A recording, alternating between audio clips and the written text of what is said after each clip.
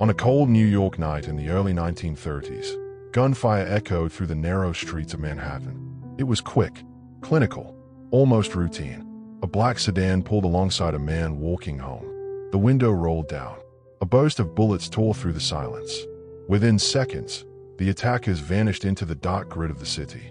Police reports would later list the murder as another gangland execution. But investigators didn't yet understand what they were looking at. This was not just another mob killing.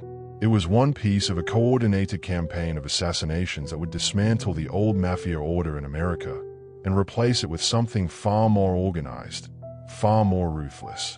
The film Goodfellas would later immortalize the world of Italian-American organized crime. It showed loyalty, betrayal, violence, and ambition. But the truth was far older and far bloodier. Long before the rise of Henry Hill or the glamour of the modern mafia, a war erupted that reshaped the entire criminal underworld. Historians would later call it the Castellammarese War, and the men who fought it were not street-level gangsters. They were kings. To understand the assassinations that defined this war, one must begin with a man who believed the mafia should remain frozen in the traditions of the old world. His name was Giuseppe Joe the Boss Masseria. According to multiple documented accounts, Masseria arrived in New York from Sicily in the early 1900s and quickly adapted to the brutal economics of immigrant crime. The city was expanding. Millions of immigrants flooded its neighborhoods. Opportunity and desperation lived side by side. Prohibition arrived in 1920, and suddenly alcohol became illegal across the United States. To politicians, it was moral reform. To organized crime, it was an industrial revolution. Bootlegging created fortunes overnight, and Masseria intended to control as much of it as possible. He was not charismatic. He was not elegant. He was not known for strategy, but he was relentless. By the mid-1920s, Masseria had positioned himself as the dominant mafia boss in New York. His organization controlled gambling, bootlegging, protection rackets, and labor unions across multiple boroughs. But Masseria represented something deeper than power. He represented the old Sicilian system. The mafia of that era followed rigid cultural rules. Leadership belonged almost exclusively to men born in Sicily. Loyalty was tied to village origins. Outsiders were distrusted. Even Italian immigrants from other regions were often excluded. This created a dangerous divide within the growing criminal underworld, because a new generation of gangsters had arrived in America, and they were not interested in old traditions. One of those men was Charles "Lucky" Luciano. Luciano had immigrated from Sicily as a child and grew up in the rough neighborhoods of Manhattan's Lower East Side. Unlike Masseria, Luciano belonged to a different kind of criminal generation. He worked with Jewish gangsters, Irish smugglers, independent bootleggers. He believed profit mattered more than heritage. And most importantly, he believed the mafia should function like a modern corporation. Luciano was young, intelligent, and extremely ambitious. But he understood something critical. The old bosses would never willingly give up power. And at the center of that old system stood Joe Masseria. Meanwhile, another force was quietly rising across the Atlantic immigrant networks of New York. His name was Salvatore Maranzano. Maranzano had arrived from the Sicilian town of Castellammarese del Golfo. Unlike Masseria, he carried himself like a general rather than a street gangster. He studied Roman military history. He spoke of criminal organization in terms of strategy, hierarchy, and command. Maranzano believed the mafia should resemble an army, disciplined, structured, obedient. By the late 1920s, Maranzano had begun building his own faction within the American Mafia, and soon, the two men would become mortal enemies. The conflict that followed was not sudden. It built slowly, through whispers, alliances, and calculated betrayals. Masseria viewed Maranzano as a threat to his authority. Maranzano viewed Masseria as an obstacle to a new order. Their followers began choosing sides. Shootings increased. Kidnappings became common. Businesses affiliated with one faction were attacked by the other. Police reports from the era described a sharp spike in gangland violence, though authorities rarely understood the deeper cause. This was not random crime. It was organized warfare. The conflict officially erupted around 1930. Historians would later name it, after Maranzano's hometown, the Castellammarese War. But the term makes the conflict sound distant, almost historical. In reality, it was a brutal assassination campaign fought across New York City. Gunmen waited outside apartment buildings. Bombs were planted in storefronts. Bodies were found in alleys, warehouses, and empty lots. Sometimes victims disappeared entirely. The rules of the old mafia code were dissolving under the pressure of modern criminal ambition. And Luciano stood in the middle of it all. At first, Luciano worked under Joe Masuria. Officially, he was a loyal lieutenant. Unofficially, he was watching carefully. Luciano understood the war could destroy both factions. But he also understood something else. If the old bosses eliminated each other, a new leadership could emerge. Investigators later discovered that Luciano maintained quiet communication with members of both sides. He studied their strengths, their weaknesses, their ambitions. While Masuria demanded loyalty, Luciano quietly built connections across the entire underworld. Jewish crime boss Meyer Lansky became one of his closest partners. Together, they began imagining a completely different structure for organized crime. A system where ethnicity mattered less than profit. A national network instead of isolated families. But first, the old guard had to fall. By early 1931, the Castellammarese War had become unsustainable. Too many killings, too much attention from police, too much money lost in constant conflict. Even the soldiers carrying out the assassinations were growing exhausted. According to multiple accounts from later mafia informants, Luciano reached a quiet conclusion. The war would never end as long as Joe Masuria remained alive, and eliminating him would require something extremely dangerous: betrayal from within his own organization. Luciano arranged a meeting. It appeared routine, just another private gathering between boss and lieutenant. The location was a small restaurant in Coney Island. The date was April 15th, 1931. Masuria arrived expecting a meal. Cards were placed on the table. The two men began playing. Outside, the city moved normally. Inside, history was quietly approaching its most decisive moment. Because Luciano had already made his decision, and somewhere nearby, gunmen were waiting for the signal that would end the reign of Joe, the boss Masuria. The assassins were already moving into position, and the war that had consumed New York was about to enter its deadliest phase. The assassins were already moving into position, and the war that had consumed New York was about to enter its deadliest phase. Inside the small Coney Island restaurant, Joe the boss Masuria sat comfortably at the table, a deck of cards spread between him and his trusted lieutenant, Charles "Lucky" Luciano. According to multiple documented accounts, the atmosphere was calm, casual, almost relaxed. Wine sat open on the table. Plates of food were scattered around the room. The conversation was ordinary. Masuria had no reason to suspect anything unusual. For years, he had ruled New York's mafia through intimidation and violence. Dozens of enemies had fallen under his orders. Entire criminal organizations had submitted to his authority. But power often breeds blindness. And on that afternoon in April 1931, Masuria believed he was surrounded by loyal men. He was wrong. Investigators later reconstructed the final moments of the meeting from witness statements and crime scene evidence. At some point during the card game, Luciano excused himself. He reportedly stood up from the table and calmly walked toward the restroom. Masuria remained seated. The cards stayed on the table, and for a brief moment, the room fell silent. Then the door opened. Four gunmen entered the restaurant. They moved quickly.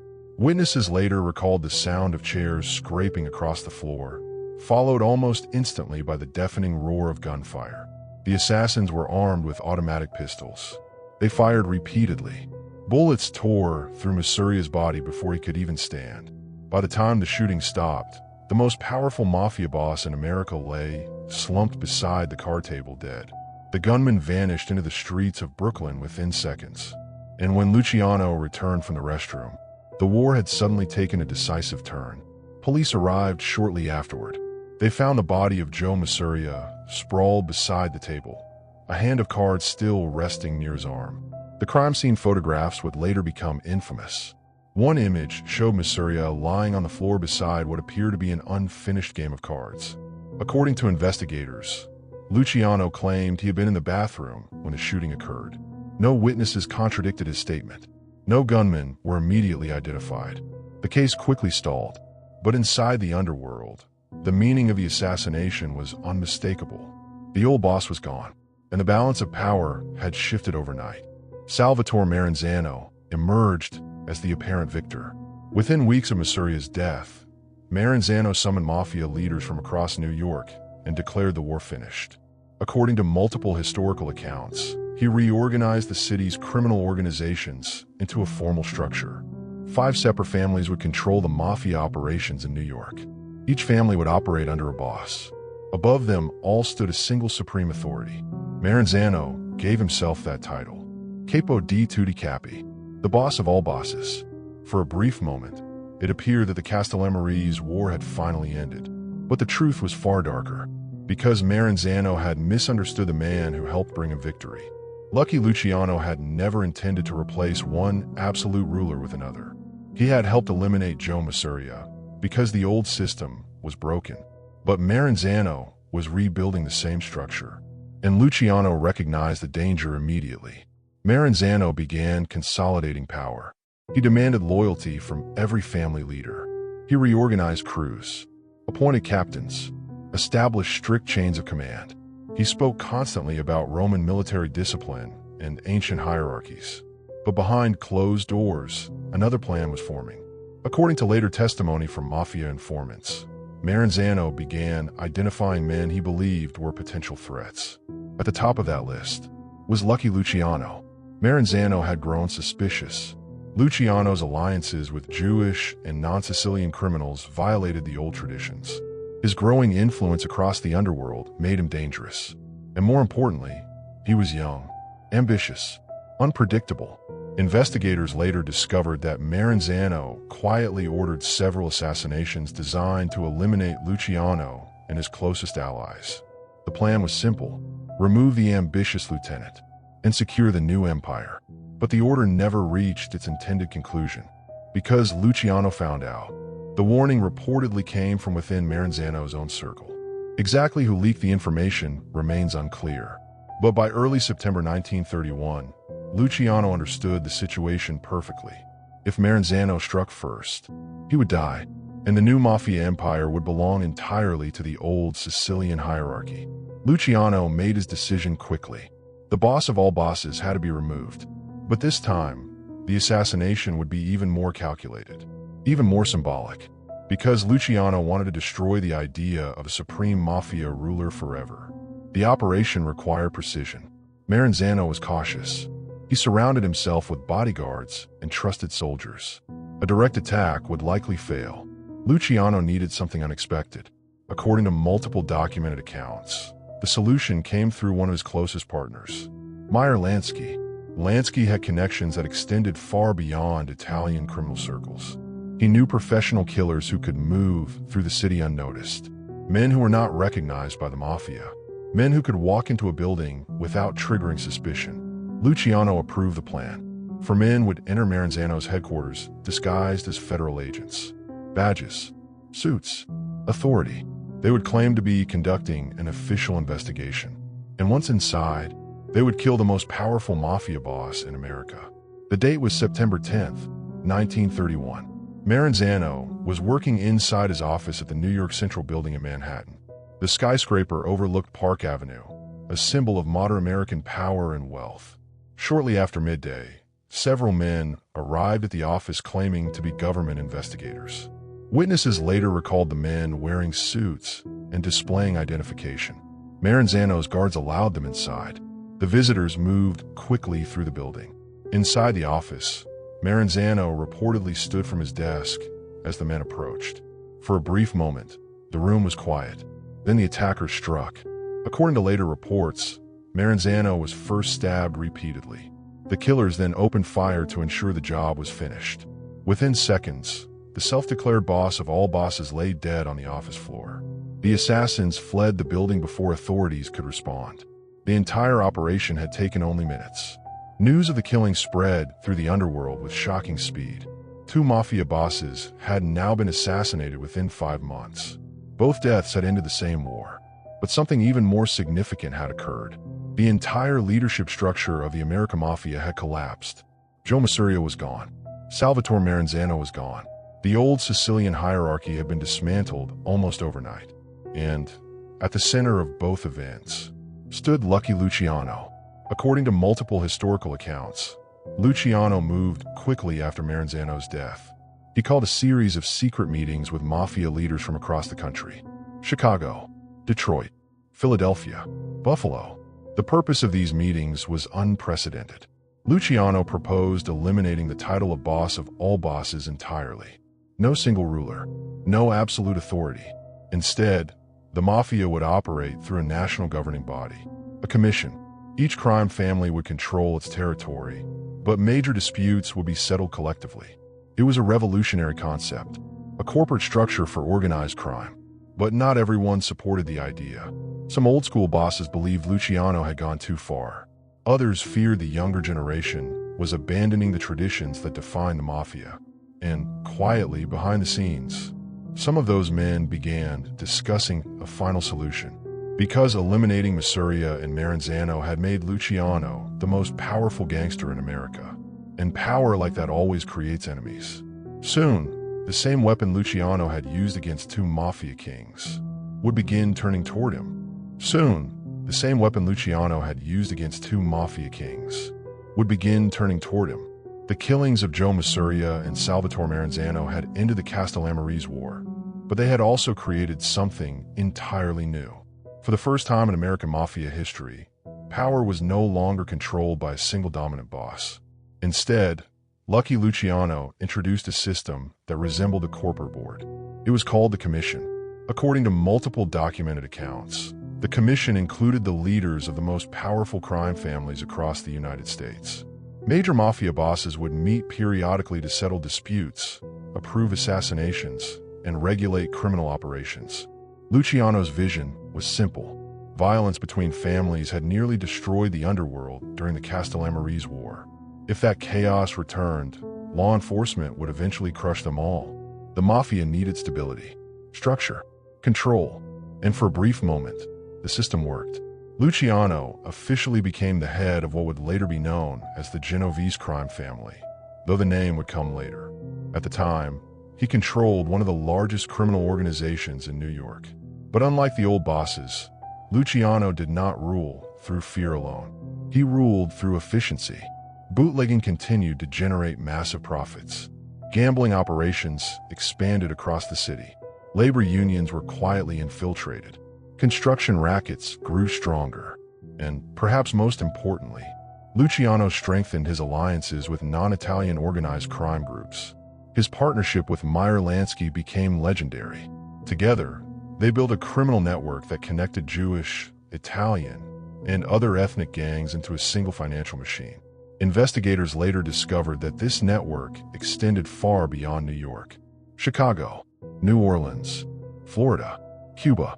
The underworld was no longer a collection of neighborhood gangs. It had become a national enterprise. But power built on violence always carries a hidden cost. And eventually, the law began to catch up. During the early 1930s, American law enforcement had grown increasingly frustrated with organized crime. Gangland killings have filled newspaper headlines for years, but the police rarely managed to convict the men responsible. Witnesses refused to talk. Evidence disappeared. Jurors feared retaliation. The mafia operated within a culture of silence. Omerta. But one prosecutor believed that silence could be broken. His name was Thomas E. Dewey. According to multiple historical records, Dewey was a relentless and highly ambitious special prosecutor determined to dismantle organized crime in New York. Unlike previous investigators, Dewey focused less on gangland murders. Instead, he targeted something far easier to prove in court: prostitution rackets. Luciano's empire had quietly expanded into large-scale prostitution operations across the city. Brothels were operating under mafia protection in multiple neighborhoods. The profits were enormous. And unlike murder investigations, these operations left witnesses. Lots of them. Dewey began assembling a massive case. Detectives interviewed hundreds of women connected to the prostitution network. Financial records were traced. Middlemen were identified. Slowly, prosecutors built a picture of an organized system controlled from the top. And at the top of that system was Lucky Luciano. According to investigators, Luciano had insulated himself from direct involvement. He rarely handled operations personally. Orders passed through layers of intermediaries. But Dewey understood the structure. If he could prove Luciano controlled the system, the entire empire could collapse. In 1936, the investigation reached its climax. Luciano was arrested and charged with multiple counts of compulsory prostitution. The charges shocked the underworld. Luciano had survived a mafia war. He had orchestrated the assassinations of two of the most powerful bosses in America. But now his fate will be decided in a courtroom. The trial quickly became one of the most sensational criminal cases in New York history. Prosecutors presented testimony from dozens of witnesses connected to the prostitution ring. Some described how the system worked. Others described how women were forced into the operation. And many described the hierarchy of payments that eventually led upward toward Luciano's organization.